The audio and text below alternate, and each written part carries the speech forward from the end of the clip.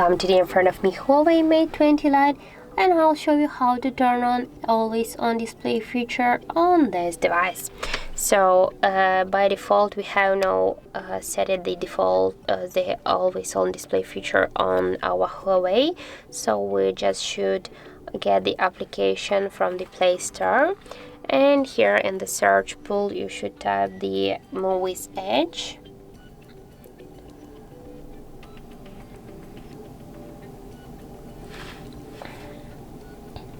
So now we have to get this application, so tap to install and wait a couple of seconds while application downloading and installing on your device.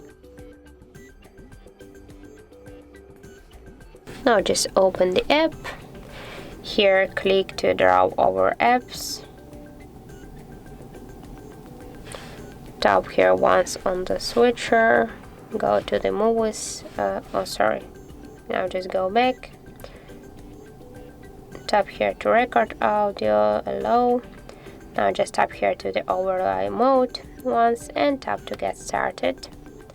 And here just tap to the AOD screen, and for example we can apply this AOD theme.